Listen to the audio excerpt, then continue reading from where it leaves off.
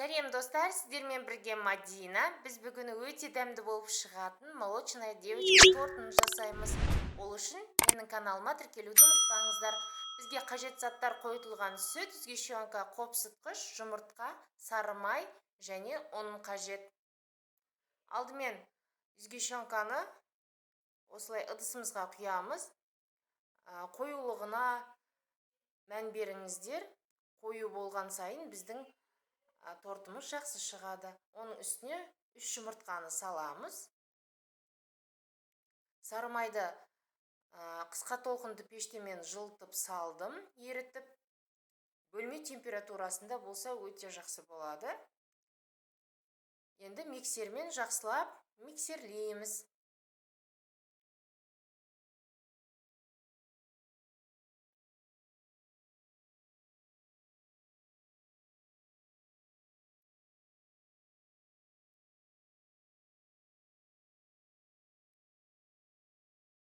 Қопсытқышты ұнның үстіне салып, осылай ұнға араластырып, електен өткізіп, ұнымызды саламыз. Електен өткізген маңызды, біздің қамырымыз жақсы көтеріледі. Ұнды салғаннан кейін бірден миксерлемейміз. Осылай біраз миксердің көмегімен осылай бұлғап алып, видеодағыдай. Сосын миксерлейміз, әйтпесе ұнымыз жан-жаққа шашырап кетеді.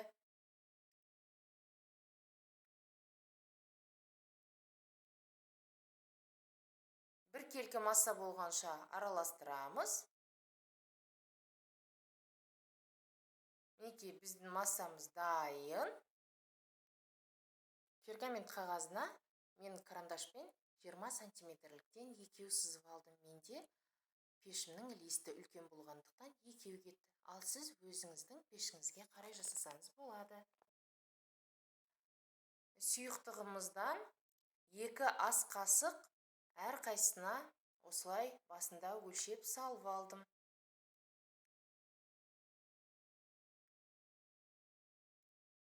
Енді осылай жасаймыз. Менде 3,5 қасықтан айналды. Әр коржға 3,5 қасық шамасында сұйықтық кетті, қамыр.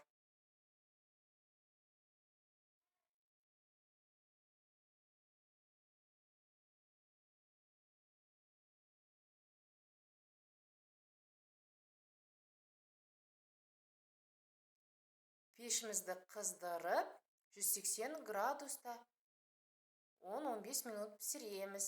Мінекей біздің корждарымыз дайын. Енді осындай сетканың үстіне қойып, жақсылап суытамыз. Бір-бірінің үстіне қоймаймыз. Олар басылып, мұжылып, сынып қалуы мүмкін. Енді кремін дайындаймыз. Ол үшін бізге сливки қажет болады. Сливкидің үстіне сахарный пудраны осылай електен өткізіп саламыз.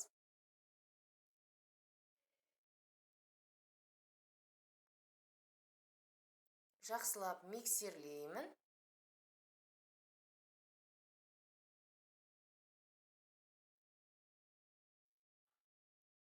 Оның үстіне творожный сырымызды салып, жақсылап миксерлейміз. Мінекей, менде осындай масса пайда болғанша миксерлейміз. Енді корждарымызды алып, осындай кольцоның көмегімен кесіп шығамыз. Бәрін бір келкі қылып. Шетіндегі осындай елердің бәрін алып тастаймыз. Астына біраз крем жағып, енді корждарымызды жинай бастаймыз.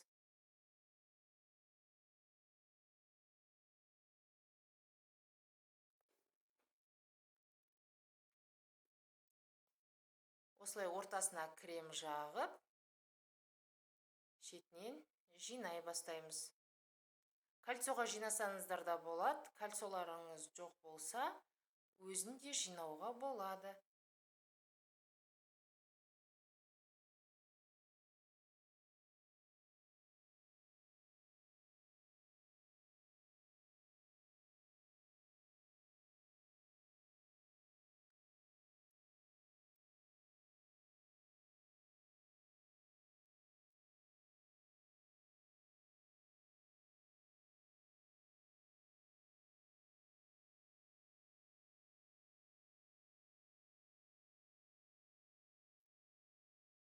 Менде кольцо 20 сантиметрлік.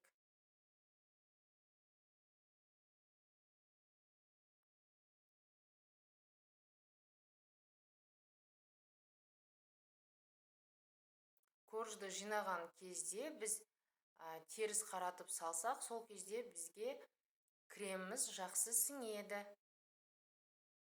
Теріс аударып салған кезде.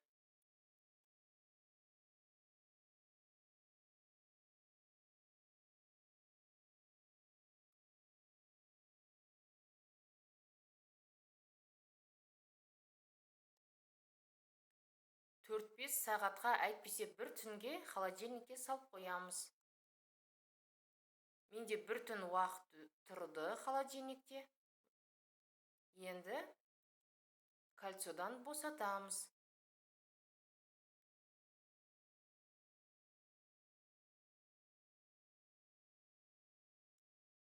Қалған креммен бетін және жан жағын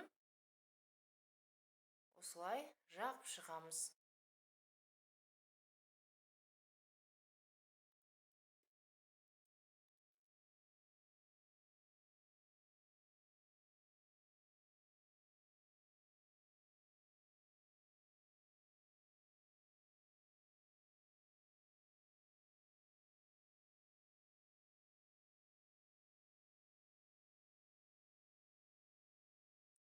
Осылай тегіс істейміз. Мінекей бізде тегіс өте әдемі болып шықты. Қалған креміміздің үстіне красительдер қосып, осындай әртүрлі бояғыштар қосып, 2 түс жасадым, қызыл және жасыл түс.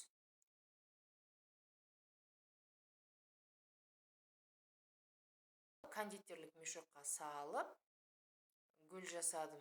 Осылай. Қалауларыңызға қарай әртүрлі түсте жасасаңыздар болады. Мен осылай жасадым. Мінекей ақ және қызыл гүлдер және жасылмен жапырақтар жасап шықтым.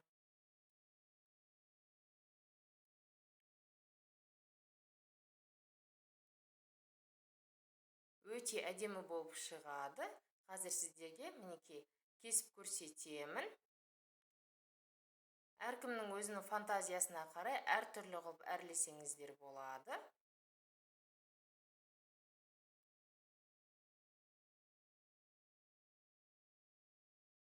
Өте дәмді, керемет болып шықты. Сіздер де үй жағдайында осылай дайындап көріңіздер.